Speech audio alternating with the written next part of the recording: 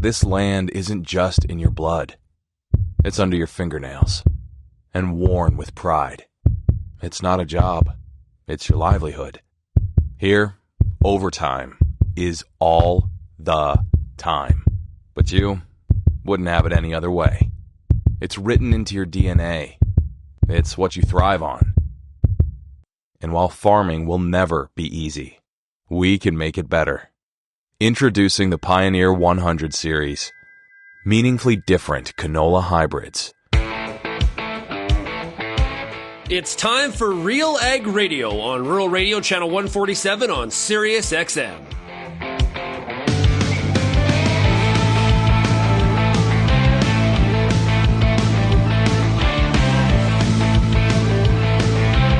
RealAg Radio and RealAgriculture.com is your home for insight and analysis of the issues that are impacting your farm business. Let's get real and get connected with RealAg Radio.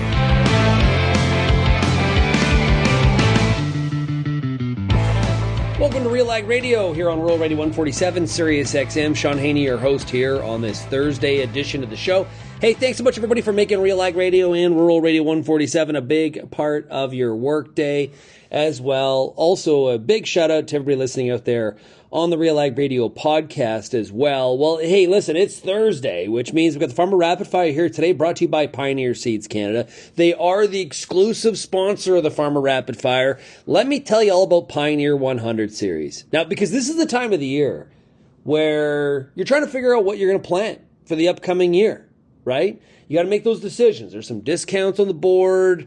You got to think about what worked last year, maybe the year before, what traits, because there's a lot of a la carte that comes together here. Well, one of the brands that you can rely on is Pioneer. The highest yielding Pioneer brand canola hybrids ever are Pioneer 100 series. This isn't just better canola, it is different canola. Contact your local Pioneer sales representative or visit pioneer.com/100 series to learn more. Okay, today's lineup, the roster of farmers we'll be chatting with. We got Emery Huszka coming out of Lambton, Ontario. Jeff Elder is in Wawanesa, Manitoba. Jesse Meyer is up in the Peace in Woking, Alberta. Devon Walker is in Lashburn, Saskatchewan. And Andrew Elgersma is in Elora, Ontario. I was actually in Elora just about a month ago. Yes, I was speaking in Elora. So yeah, the beautiful spot. That is a beautiful area of Ontario. So we'll catch up with Andrew. He's our Pioneer Agronomist today. Looking forward to chatting with him. Now, if you have any feedback on today's show, we'd love to hear from you. You can send me an email, shaney@realagriculture.com. You can also call the RealAg feedback line. And remember our deal this week. You call or text the RealAg feedback line, and I'm going to send you a hat. 855-776-6147. We are broadcasting today from Mississauga, Ontario, just out by the Pearson Airport in Toronto, here for the Best of CAMA event. Last night, had a lot of fun at the Level Up Conference, did a fireside chat with the 2024 Agri-Marketer of the Year. From with CAMA, that is Laura Lee Orr, who's actually the head of Corteva Canada. She's the I think her title is like vice president of sales and operations in Canada, but she runs Canada for Corteva. Of course, Corteva is Pioneers under that brand for now, and very much appreciate Corteva and Pioneers' involvement here with Real Agriculture over the years, and also, of course, as the sponsor of the Farmer Rapid Fire. Let's start off this week's Farmer Rapid Fire, brought to you by Pioneer Seeds Canada. Let's go to Lambton, Ontario. We're talking to Emery Huszka. Emery, how are we doing? Not so bad, Sean. Nice to hear from you. Yeah, it's great to hear from you as well. So, hey, what's going on the farm this week? What are you up to? Well, I, like many of my neighbors, are trying to beat the weather and get as much corn done before things turn south. We're only the first week in November, so there's a lot of good headway that's been made in October. And unlike other parts of the province, we're very blessed with some truly good to great crops of corn and beans. And I think most of the beans are done now. A lot of the wheat's planted. My cereal rye got planted. So, they were picking tomatoes last week still in the field here for the canners. So odd year. Wow. Yeah, the past number of weeks we've been hearing from farmers from Ontario concern about what these corn yields could potentially be, because there were some spots that were really hit by drought this year in ways that we have not seen for a number of years. Sounds like you were a little bit more fortunate with Mother Nature. Yeah, the southern tip of Ontario, we were very, very lucky. And it's not everybody, but we had our share of bad years too. So, it all averages out over 20 years, I hope. Yeah, that's all we can hope for sure. So what else is going on? Well, let's see. There are 100 farm meetings coming up. We're seeing the notices for anyone that's never been to the Southwest Ag Conference, which you can do remotely as well. It's an incredible little seminar that they put on there, and registration is open.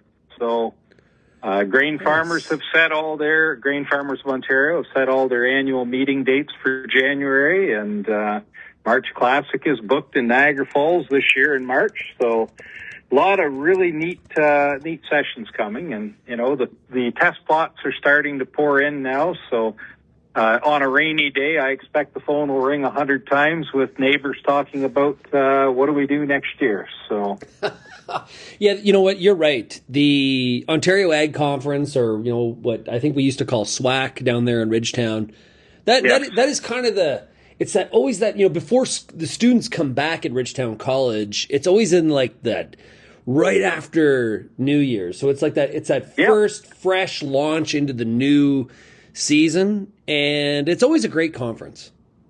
And I have gone there with a T-shirt and long sleeve shirt on top, and I've gone with a frickin' snowmobile suit. So it's a question of which weather will we get this year for the conference. Okay, so Emery, funny story. So one of my first times at SWAC, I remember, this is probably like close to like 2010, 11, okay? I haven't spent a lot of time in Ontario at this point, and I used to rent like the cheapest, smallest rent-a-car just because I'm being frugal. And I had this little go-kart, I think it was a Hyundai, and I remember I had to get to Pearson Airport, and somebody had said to me, who I was chatting with, "You better get going."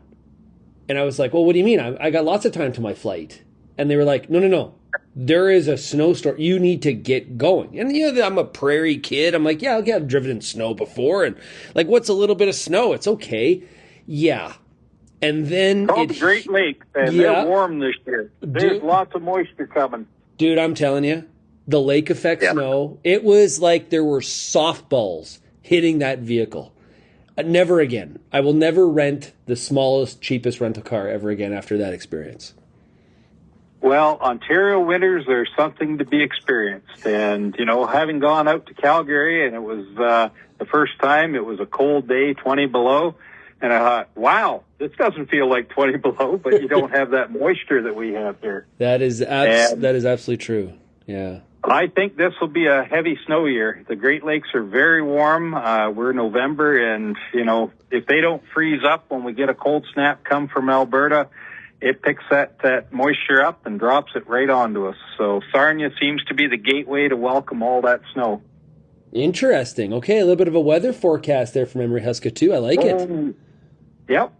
Okay. Listen, for those people that don't make it down to Lambton very often, 2 years from now, put your calendar date up. The International Plowing Match will be hosted in Lambton County, 2027. So that will be one to come to. Is that when is that during the year? So it's late fall. Usually Queen's Park just gets into session. They just had it here just recently, so a couple weeks ago. Now, this is a big deal in Ontario. What makes in order to be a competitor, what does one need to do to be a good plow match contestant? You're talking to the wrong one for that, because being a good soil and crop improvement person, the plow is a bad thing for us sometimes. But for the folks with clay, it's still something you can reach to help.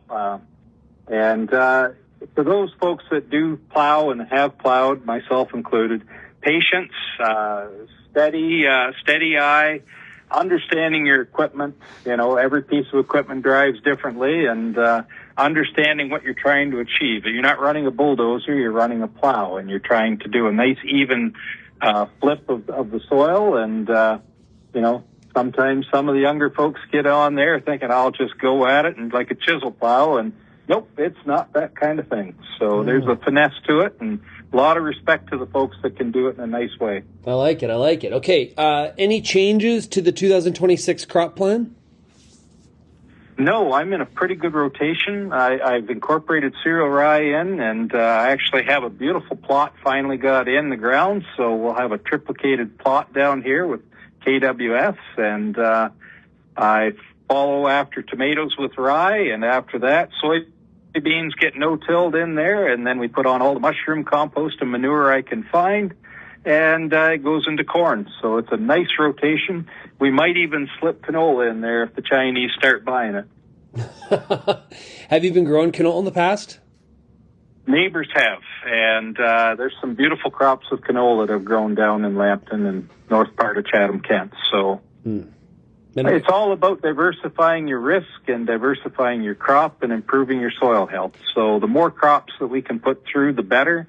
You get better control of pathogens, better control of insects, and all this stuff that your good listeners know all about. So I like it. Good stuff. Any big plans for the winter months here besides going from conference to conference and meeting to meeting?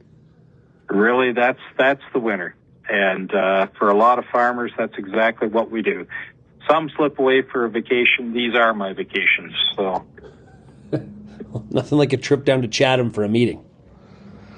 Well, from Guelph to Windsor, there are a lot of really neat sessions that are held, and other parts of the province of Ontario too. But really, this area especially, the effect of Guelph University and Ridgetown College, I think, has an overreaching impact on some of the quality, the excellent quality that we enjoy. Yeah, well put. Did you see any of the highlights or have any reaction to the Carney budget that was presented on Tuesday? I'm a farmer, and like yourself, as a business person, I shudder when I see the debt load that we're looking at, and I understand and appreciate you have to keep things rolling and you have to shape the country's labor force, but we're 10 years behind the scale here, and we could have done so many things that we didn't. So this is sort of a knee-jerk reaction to a really bad situation. Okay, appreciate your insight. Well, hey, Emery, thanks so much for joining us here today, and I'm sure I will see you somewhere along the meeting trails this winter. So all the best to you. Be safe, everybody. Great stuff. We'll be back with more of the Farmer Rapid Fire, brought to you by Pioneer Seeds Canada, right after this quick break.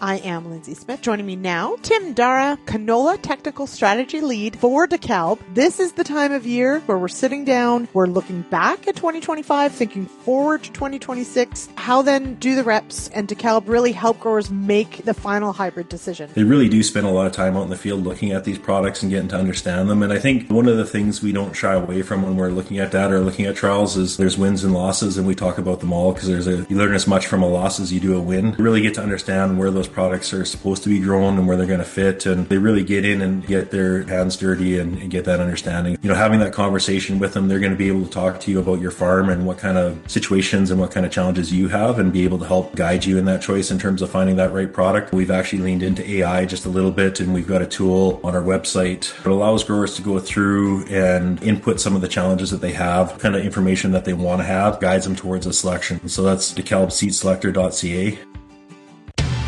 I get to spend every day talking to farmers in the ag industry through RealAgriculture.com and RealAg Radio.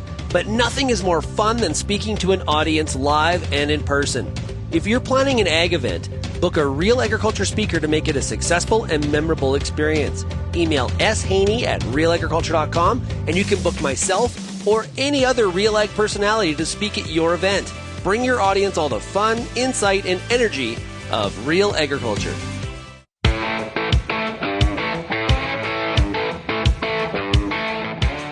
Up next on Farmer Rapid Fire, brought to you by Pioneer Seeds Canada. Let's go to Wawanesa, Manitoba, and we're talking to Jeff Elder. Jeff, great to have you back on the show. Yeah, Sean, good to talk to you again. Okay, well, hey, what's going on the farm this week? This week we are shipping the first of our new crop malt barley out, and doing machinery maintenance and trying to get a few things squared away because it sounds like the weather could turn pretty soon here. Yeah, it kind of looks like winter is kind of upon us. You know, we had a beautiful September. October was, I guess, decent, but the weather's changing. Yeah, no, I can't believe we're well into November now, and it's just hard to keep up with the calendar sometimes. Mm. Did you feel like you got all your fall work done that you needed to get done, though? Yes. There's just a couple of very small things I'd like to do, but they can also get done in the spring. But we did do our fall fertilizer program. We wrapped that up last week. And so I kind of think we're in good shape here. We've missed some of the heavy rains that came this fall, like towards Winnipeg. It's been damp here, but we are not wet. So we were able to get everything done in good conditions and in good time. Do you anhydrous, or what do you do? No, we're all granular fertilizer, so we'll apply a blend or whatever, depending on what next year's crop is. Nice. Okay, and how are the yields this year for the farm? Overall, better than I was expecting. Our cereals and the canola was above average, I would say. And I'm laying some of the reason for that because of the smoke, I guess, that we had, and took the edge off the heat. They say it raises the carbon dioxide in the atmosphere, which helps the plants. So those crops were surprisingly good. Our soybeans were surprisingly disappointing because we did have a decent rain when they should have been filling. But I think that for the same reasons, they missed out on the heat that they love. And so, I mean, I'll take it. Overall, it was a good year. How are you feeling about the 2026 plans? You've been working on that? I'm putting my head down and I'm sticking with my rotation because I made a rotation for a reason. And there is so much noise and uncertainty. I think a person could drive themselves crazy if they had to keep up with that. Well, yeah, that's how I feel some days. I'm going crazy trying to keep up with it. But your point is a good one, though, Jeff, because there's a lot of uncertainty, and so therefore you might be actually increasing your risk if you take some sort of gamble on something happening in any number of directions, right? So maybe it is. I think everyone who's farmed for more than a couple of years has seen that, where things look great for something, and then in a year when it's in your bin and everybody else was thinking the same thing, that whether that market's oversupplied or politics has changed something or whatever. Yeah. One of my grandfathers used to, if they said, at the time with the wheat board, don't grow durum. We don't need durum. That's when he would seed the whole farm to durum. He was like a contrarian seeder. Yeah. Yeah. Yeah. That's probably a valid viewpoint. It is for sure. Yeah. So what else? What do you got planned for this winter? Well, my shop is an absolute disaster with broken everything in it that we, through the course of the growing season, ruined or bent or whatever. So there's quite a few repair projects, go through some machinery, and I'm hoping, to actually get to work on a couple of personal projects. I got my farm truck's an old International 3/4 ton. I've got it on the road, but it needs a some TLC on a few areas. And I've got an old Scout I want to work on that I've been in my shop for 4 years, and I've ignored it for 3. And it's time to get some of that stuff done. So, okay, so in a way, I'm kind of looking forward to freeze up and the inability to go out and spend my whole day outside trying to get stuff done. you want to you're looking to hunker down in the shop. Yeah, and hopefully we can figure out, a vacation here or there, and there's always lots of ag shows and meetings and seminars to attend over the winter too. So the last, the last 5-10 years, I find winters like almost too busy with those kinds of things. Mm. It's just a different kind of busy from the normal farming routine where you're out and about all the time. Yeah. So when you said you have a Scout, so is that an International Harvester Scout? Yeah, that's correct. Oh, yeah. Those are cool, Jeff. Yeah. Oh. Yeah, no, I'm looking forward to getting that on the road. It's the original, the first body style. It's from 1969, which is a Scout 800A for the aficionados out there. And yeah, I picked it up in Alberta and brought it here. And so it's not a complete hulk of rust. It's still rusty and needs some metal replacement and stuff. But I'm going to redo the powertrain and get it so it's a good driver. And yeah, that'll be my parts running rig, I think. Oh, man. I'm scrolling through pictures here. And I don't know what yours looks like, but there is some sweet looking Scouts online. Yeah. Yeah. But you'll probably see one that's red with a white top. Yep. Because I think that 50% of the ones they ever made were that color scheme, and that's what mine is. So I'm going to try and keep that kind of sort of original-ish as much as I can. Oh, man. I love hearing about these winter projects. Like some people have some, like, because farmyards are great to collect stuff, right? And yes. It's really neat when bringing, whether it's some old model tractor or in this case a vehicle, bringing it back to life, making it so you can enjoy it and use it. Just it might not be brand new, but it's usable, right? Very cool, very cool. Yeah, and what I found with my truck, like it's just fun to drive. It's so simple. If it does break down on the side of the road, chances are you can fix it with your Leatherman or maybe some electrical tape or whatever and limp it home. So yeah, I love the simplicity of it. There isn't like wiring harness issues and, all the modern problems that come with all the luxuries we have in our vehicles now. Well, I have no shop skills. I have no mechanical inclination. So if I'm going to get an International Scout, I'm going to need to go to the Barrett-Jackson and just that's how I will have to do it because I have none of your skills, my friend. I'm pretty sure one rolled across their stage last year and sold for $230,000 US. Go! Whoa! Okay, well, looks like I'll have to just enjoy it in my imagination. They don't all sell for that, though, I can tell you that for sure. Hey, Jeff, really appreciate you joining us here today. All the best to you, and hopefully I run into you in person throughout the winter season somewhere, okay?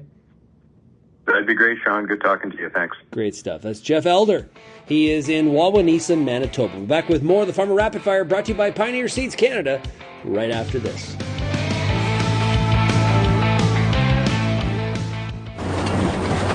Hey, Frank, where are you running to? Oh, hey. In Vigor. Book and buy. Huh? Oh, yeah. $30 off per bag. Ends November 14th. Gotta get down to our local retail. What? Like a rebate on the eligible and Vigor hybrids we grow? Yes! You coming or not? Get in the truck. We'll get there faster. Oh, thank you. Hurry to invigorbookandbuy.ca for complete offer details. Terms and conditions apply. If you're involved in the agriculture industry, it's important to stay informed on all the latest issues affecting your business. At RealAgriculture.com, we offer fast, reliable news, information, and insights to help you keep on top of all of the latest in Canadian agriculture. Visit RealAgriculture.com and sign up for our free daily newsletter covering everything from news, agronomy, animal agriculture, and much more. Visit RealAgriculture.com/subscribe today. RealAg Radio is Canada's only daily radio show focused on agriculture. Get expert advice on Agronomic Monday. Tuesdays and Wednesdays will cover a broad range of issues. Thursday we'll hear from farmers across the country on the Farmer Rapid Fire. And we'll wrap things up Fridays with the RealAg Issues panel with Kelvin Hepner and Lindsay Smith. Join us Monday through Friday at 4:30 Eastern. And don't forget about the replay at 7 in the morning on Rural Radio 147, Sirius XM.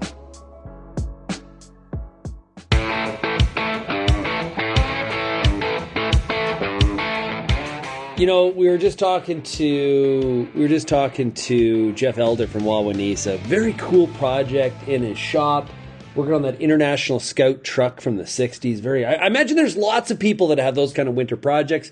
If you do, would love to hear about them. You know, contact the Real Ag feedback line. You can text us 855-776-6147. Very cool stuff. Okay, let's continue the Farmer Rapid Fire, brought to you by Pioneer Seeds Canada. Next, we're going to Woking, Alberta. It's Jesse Meyer. Jesse, how are we doing in the piece? I'm doing good, Sean. Thank Awesome. you for having me on. Hey, well, great to chat with you. Do you have any like winter shop projects that you're working on? No, I do not. We actually, Sean, might be a shock, but we don't have a good equipment shop. Yeah. Actually, don't have a shop at all. If I was farming, Jesse, I wouldn't have one either because I have none of those skills. Yeah, you gotta focus your attention on the things you're good at. I think we're okay at it, but we focus our time on other stuff. So do you take your stuff into the local dealer then? Like, because you're in the piece, so snow flies. What do you do? What do you do with maintenance and stuff like that? Yeah, our combines go into the local dealership and they do a full inspection. Yeah. On the combines and go through everything, and same with our sprayers in there right now. And we do the small stuff, like we can do a lot of it, but it's also some reassurance when they do it. And if something goes wrong, there's some accountability there too as well. You don't have to blame yourself. Okay. What are you up? What are you up to? Or each other. Yeah, or each other. That's so correct. So funny. Oh no, I'm pretty sure I worked on the other combine. No, you worked on that one. No, I'm pretty sure it was the other one. Yep, I'm pretty sure. What's going on the farm this week? Yeah, a few different things. We were hauling some grain earlier on. I'll haul some canola to the elevator. And so we did that. And then the other big project we've been working on the last few weeks is just some land improvement stuff. We're filling in some big washouts that have been growing on the farm, filling them with some clay and cleaning those up and doing some tree removal. Okay. So that's been a big focus here the last 2 weeks. How did this year look? Were you happy with yields, or was it a struggle? What happened? Yeah, I'm not sure if you've spoken to anyone in the Peace Country, but it was a really dry season for us here in northwestern Alberta.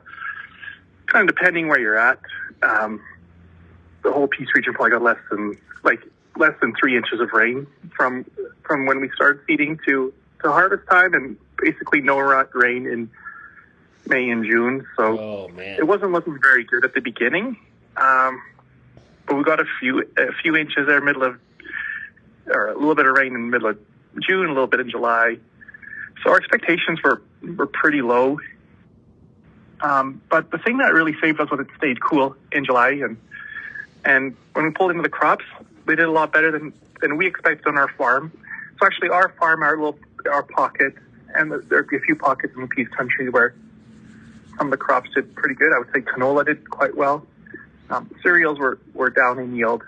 But that was just in our area. I think if you drive a few miles in any direction, you might get a different answer from some farmers, just depending if they got that quarter-inch rain or not.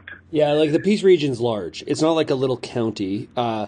And, a lot of times we talk about northern Alberta. A lot of us, I think of Edmonton, not so northern.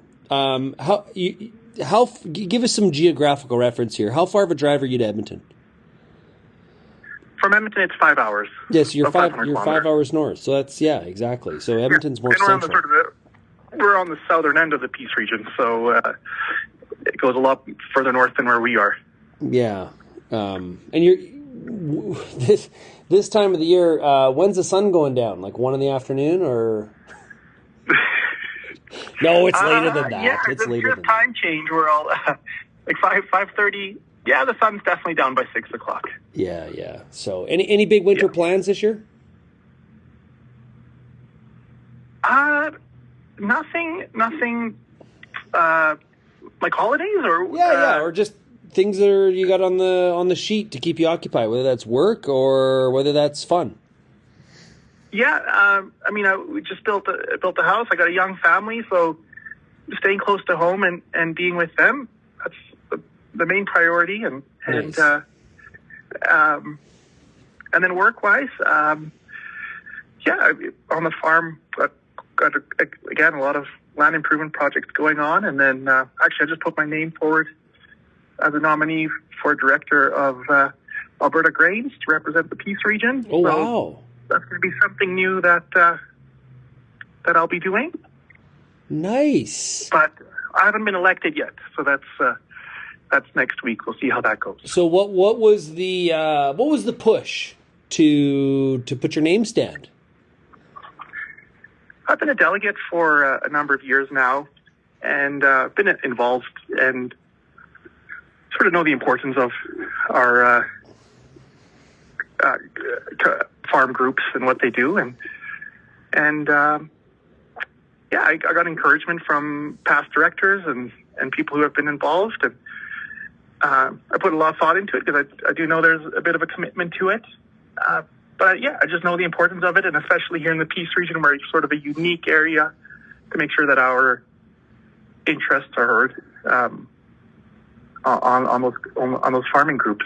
Yeah.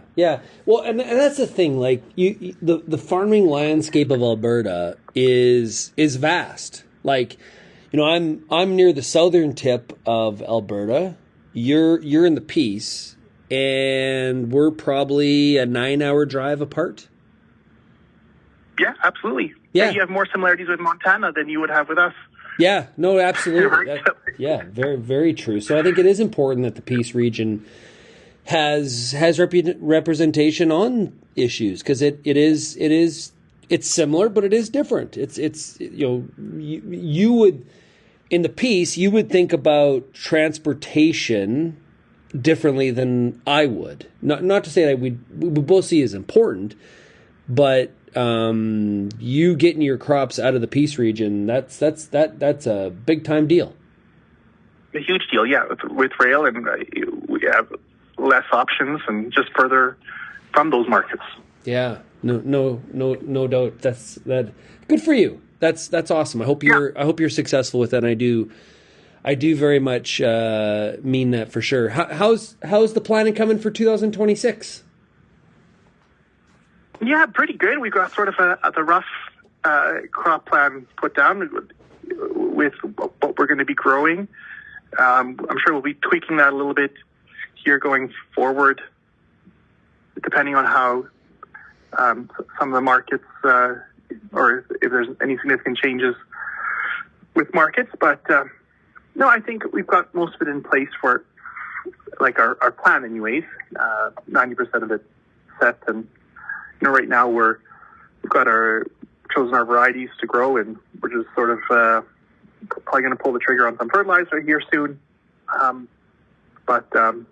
It happens fast. As soon as combining starts, you start already for next year, right? Yeah, how many crops are in your rotation? Yeah, we grow quite a few, and that's been beneficial to us with sort of diversifying our risk. But we have about 5 or 6 different crops that we grow on our farm. And it's like a balance between, like, when you grow that many crops, it does create some inefficiencies, but there is positives when it comes to risk management, right? There's also benefits when it comes with a longer rotation from an agronomic perspective. And so you just try to balance all that out the best you can, right? Yeah, but for us, it also helps with efficiency, right? So, like, for example, like with our winter cereals, and we're doing a little bit of forages now too, and it helps spread out our workload. And then also the other big reason we're doing it is to use less equipment, but putting more hours on pieces of machinery.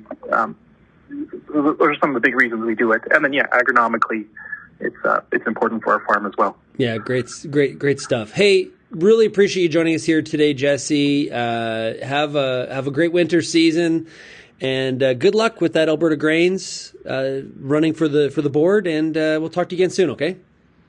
Yeah, thank you very much, Sean. Great stuff. That's Jesse Meyer. He's out of Woking, Alberta, in the Peace River region of the province. Okay, coming up next, we're gonna go to Saskatchewan. We're talking to Devon Walker right after this.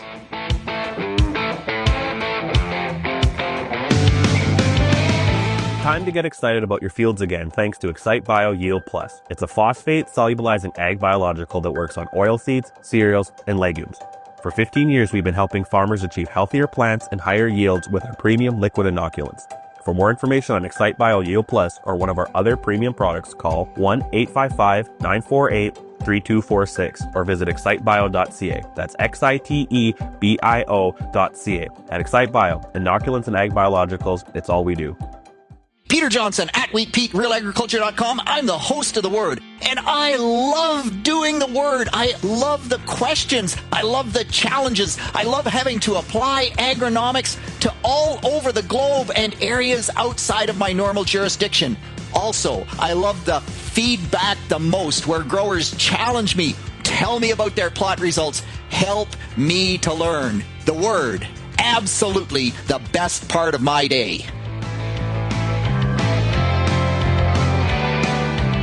Jump back to Saskatchewan, and we'll go to Lashburn, Saskatchewan for our next Farm on the Farmer Rapid Fire, brought to you by Pioneer Seeds Canada. We're talking to Devon Walker. Hey, Devon, how are we doing this week? I'm good this week, Sean. How are you? I mean, I'm doing pretty good. Yeah, well, you're like a political animal. What was your reaction to the budget this week?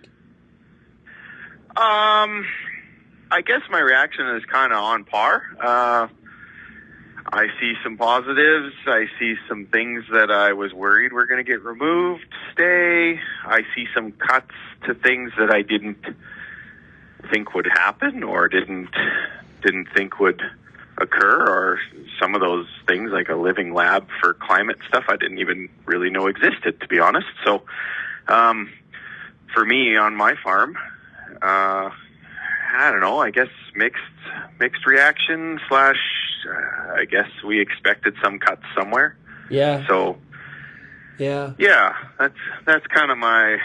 That's kind of my reaction. Well, leading into it, I had been saying on the show here that I would, in terms of expectations, I probably would take the under. I think based on a lot of the analysis I've read within our own shop and elsewhere, I think that was the proper bet. What's going on the farm this week? This week, well, I'm back. I was away for the last little bit doing some political lobbying for CFA and APAS in Saskatchewan here, and lots of farm policy meetings in Regina and Saskatoon the last 12 days. So the guys have been tinkering on things and getting stuff ready for the snow that's supposed to come tonight. So today is some yard work, level a few ruts, put the combines indoors, waiting on a shed to get built here at the farm. Sounds like, well, they're not here yet. Like all sheds, they take a while for everybody to show up to build them. So I was hoping it would be done before the snow, but it sounds like not. So yeah, odds and ends and the big push before winter sets in. My brain is not ready for snow. Or my body. Actually, I'm not. No. None of me is ready for snow. I'm ready for, when the combine shut off, it's just like you get this initiative overload, or initiative gridlock as soon as the combine shut off, it seems, because you spend all harvest just fuel, combine, grain, truck bins, and it's just repeat. And then as soon as that shuts off, you got all these secondary and jobs that need to be done. And it's just, you're just overwhelmed with all the things that don't have to be done today, but they have to be done before winter. And it's a priority juggle. But boy, when you get that blanket of snow across the farmyard and you look out and you're like, okay, there are 400 jobs that I just cannot do now. And it just streamlines the daily process, I find. So as much as we don't like to see winter come, it is nice to just have Old Man Winter just tear that to-do list in half and set the bottom half of it aside till next year. Yeah, for me, I always need deadlines and urgency. Yes, me too. If I have, hey, I don't have a lot of meetings this week. I have some openness in my schedule. I'll be able to get some things done. I can totally, peeing into a strong wind, totally, screw that up that time. Yeah, I feel the same. Urgency is good. Deadlines are good. We work best under pressure. And if that pressure's off a little bit, it just seems like we're not efficient and or not very well directed, or next thing you know, it's another week has gone by and you think, and you're like, boy, I did not accomplish my max capacity. You're doing your 360 degree review of yourself and you're like, you're not a very good employee of this farm. yeah, right? Like if my name wasn't on title, I'd probably skid myself some days. I think every farmer can attest to that. But I think it's initiative gridlock. Like you get so many things to do, and if you don't have other managers involved, like different families operate differently. But for me, my dad and I farmed together for a while, so between the two of us, sometimes he'd pull rank and he'd tell me, we should do this, son, and that's a good idea, Dad. And then I'd follow along, and other times I would lead him, and so since my dad's passing, I'm still not really used to this whole I guess I get to decide thing. So yeah, it's a different skill set, right? It's a different skill set to teach yourself how to have the discipline, prioritizing, because when you got 400 tasks, right, you can just be bogged down by trying to figure out what you need to do. Establishing a plan, those are those are skills in themselves. Yeah, yep. And then we're dog tired after harvest. As soon as I think we all are aware of it, but boy, we don't like to shine a light on it. But we go so hard at harvest, and then afterwards, even when you catch up on sleep, you're still pretty drugged down. So it's easy to motivate yourself and do the huge days when the crop is out and you need to get it in. And then after that, it's like you just don't quite have the same zip in your step once the harvest is done, I find. And I'm not getting any younger, so I got hats off to the guys much older than me that are going hard all the time, because it takes its toll. I hear you. Okay, in the time we got left, let's talk about 2026. How's that crop plan coming along? Planning's great. Rotation seems simple. We know what our fertility needs are. That part's good. The budget side of that, I don't know. Things don't look that great. I've seen some uptick in the market here lately, but I don't know, a little uncertainty going into next year with some of these India tariffs. I was hoping to put peas back into the rotation, and it doesn't look like that's going to be a great crop to bank on. So those acres will probably just be break even if we're lucky, and part of the rotational plan, not so much the profiting plan. And I don't know. Tough to get really excited about next year's finances. So the plan is there. But confidence in the plan is waffling at times. You know what you need, Devon? You need to buy some bred cows. That's exactly what you need. No, I don't think so. No, I don't think so. 20 bred cows are like over $100,000, and I talked to some cattle folks here. Like, you're looking at two plus years till you get your money back on those. Yeah. If market stays. So I'm okay. We talked about that initiative gridlock about a minute and a half ago. Yeah. I don't need any more initiative to manage in my world. Yeah. So I'll pass. I'll leave the cattle stuff to the real cattle people. Okay, Devon Walker's not a rancher. That's what we found out here. What initiative were you doing some lobbying on? Was that on those the push to have more export data transparency? Yep. Yeah. So at CFA, like the CFA lobby day happened there on last Tuesday. So teamed up with Drew Spoelstra from OFA and a fellow named Lance Strong out of Rocanville, Saskatchewan, and we met with different MPs there in Ottawa, Stephen Bonk, Emma Harrison, and then Senator Todd Lewis, all very positive ag supporters and very dialed in with the ag file, all three of those individuals. So that was our day on the Hill. And within APAS, some of the stuff that we've done there, export sales reporting, like APAS just released an export sales reporting document that we had commissioned, and it shows that here in Canada, with our lack of data transparency and collecting, in Saskatchewan, our producers are 1.5% to 5% behind. We're losing or leaving 1.5% to 5% of our gross dollars on the table by not having access to export sales reporting. When we look to the USA, they're our counterpart right to the south, and they have export sales reporting. And you watch the news and the media, and they talk about big sales to China or big sales to other countries over a certain size is always reported and hits the news right away. We don't have that in Canada to trigger the market. So you trickle down to the farm level.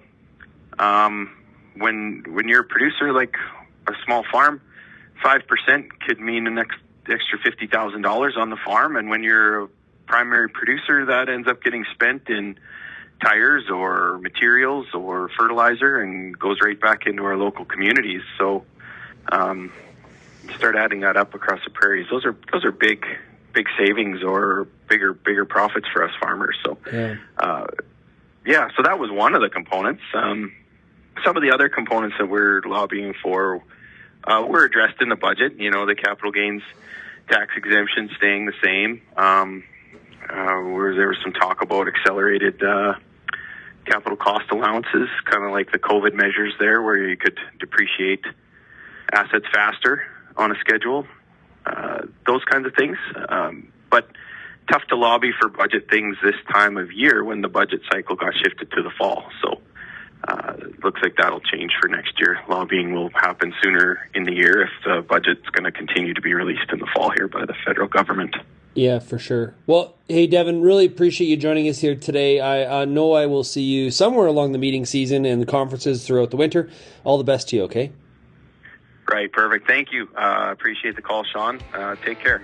We'll be back with more of the Farmer Rapid Fire, brought to you by Pioneer Seeds Canada with Andrew Elgersma right after this.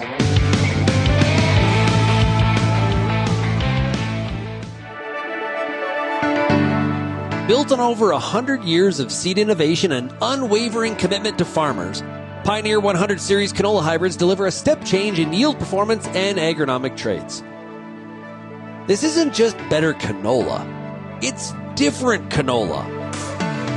Pioneer 100 Series. Contact your local Pioneer sales representative or visit pioneer.com/100 series to learn more today. I'm Lindsay Smith, host of The Agronomist, and I want to thank you for tuning in for over 200 episodes of our beloved little program. Join me Monday nights, 8 p.m. Eastern on YouTube for our live and interactive agronomy Q&A. Each week, our guest panel will handle some of your toughest agronomic questions live, streaming on YouTube, Facebook, X, and RealAgriculture.com. Tune in Monday nights or go to realagriculture.com/agronomist and sign up for our email notifications and don't miss an episode.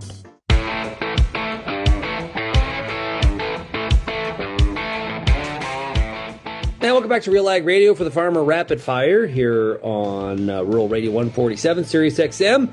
It's the Farmer Rapid Fire, which is brought to you by Pioneer Seeds Canada. And joining us from Pioneer Seeds Canada from Elora, Ontario, it is Andrew Elgersma. How are we doing today, Andrew? Doing great, Sean. Okay, so I was in your parts not too long ago. Seemed like the corn was, like what I've been hearing, just taking a little bit of time to mature, taking its time. Yeah, it is. I mean, it's been quite a season, as you well know. We started off very cool, very wet. Eventually the heat turned on and, the crop really advanced. GDUs seemed to catch up for the most part, but we dealt with a lot of heat stress, a lot of drought stress in much of the territory. I cover that Waterloo-Wellington area, and so I'm dealing with a lot of different soil types. I'm dealing with a lot of differentiated GDUs, and so we saw certainly big differences going north to south to the west part of my territory. And certainly we saw through kind of July 15 to August 15, we were very dry. We were very hot through that period. We had 11 days this year that were over 30 degrees during that time frame, which is basically pre and post pollination. And last year we only had 2 days that were 30 degrees or above through that same period, and we had 2.5 inches of less precipitation this year. So that was in that Kitchener-Waterloo area. So as a result, we saw the corn do some funny things. We saw it tip back a lot. There were a few pollination challenges, but overall, the crop was still very resilient.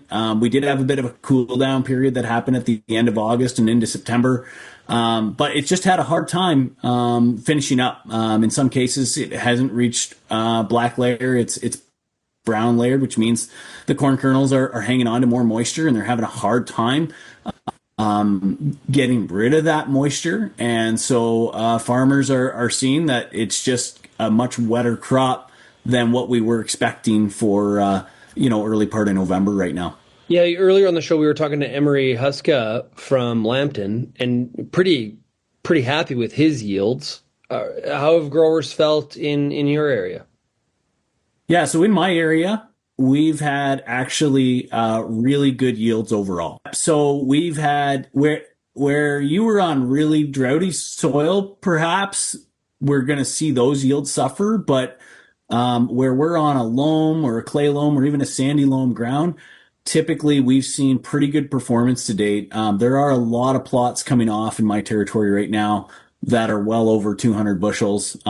Some are even reaching for that 280, 290 spot if they were in a really good environment where they weren't rain limited. So, we are seeing some good results, which is great in a challenging year where maybe harvest isn't going quite as quickly as maybe we had hoped. But overall, that's kind of been the story right now is perhaps, pretty happy with the yields overall, just not totally satisfied with the moisture levels.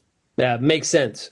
One of the other things that you mentioned to me during the commercial break was seeing some late season diseases come to show themselves. Should growers be concerned, or is there things we need to do? What's the update? Yeah, so good question. Certainly, being as hot and dry as we were, tar spot didn't make its way across the territory the same way it did in 2024. But it did show up much more as we got into later September and into October. We saw it a lot more, just maybe not to the same extent of infection that we saw in 2024, and it didn't set in quite as early. So that was a good news for a lot of growers out there. We've seen a lot of incidents of gibberella ear come into this year's corn crop, but it again has come in late, and we've been testing for dawn in the samples, and similar to the Ontario results driven by the OMAFA group, we haven't seen infection levels that have looked to have interrupted a lot of the grain quality. So that's been a good thing as well. As much as we are seeing it in fields, we're not seeing the infection levels right through to the grain, because a lot of the Ontario crop is used for feed, as you well know. So that's been good. There's a little bit of stock rot out there. For the most part, I've been pretty happy with what I've seen with stocks holding up to this point. But we don't want to push that too much longer. I mean, we are in the early part of November here, and anything can happen from a weather perspective anymore. So even though some of this grain is holding on to moisture, we are recommending, hey, we continue to make good progress because we don't want to see a crop go down with some high wind or snowstorms potentially on the horizon here. So. Yeah, I've heard from a few growers the past number of weeks in the rapid fire. They're a little bit concerned about that stalk strength. If we get the longer this corn has to stay on the field because it's taking its time to mature, a bunch of snow would definitely be not in our favor as the farmer. So there is some concern about it. Right. I don't know Yeah, go ahead. Yeah, well, there is a little bit coming in the forecast. I can see, at least in my backyard here, south of Fergus. But we really don't want to have to contend with that here. That would not be a welcome event. But yeah, I mean, it's 2025. We've dealt with a lot to date. No telling what might also come forward here, but hopefully we won't see too much accumulate. That's for sure. So, hey, Andrew, really appreciate you joining us here today on the Farmer Rapid Fire. Thanks a lot, man. Great to join you. Thanks, Sean. That was Andrew Elgersma of Pioneer Seeds Canada. And of course, today's show is brought to you by the Pioneer 100 series, the highest yielding Pioneer brand canola hybrids ever. This isn't just better canola, it is different canola. Contact your local Pioneer sales representative or visit pioneer.com/100 series to learn more. Keep all that feedback coming, everybody. I really do appreciate it. Tomorrow's show will be broadcasting from Red Deer at Agritrade. Looking forward to it. If you do see me on location there, please stop me and say hello. Thanks, everybody, for getting real and getting connected with RealAg Radio, and we'll chat again tomorrow. Cheers, everybody.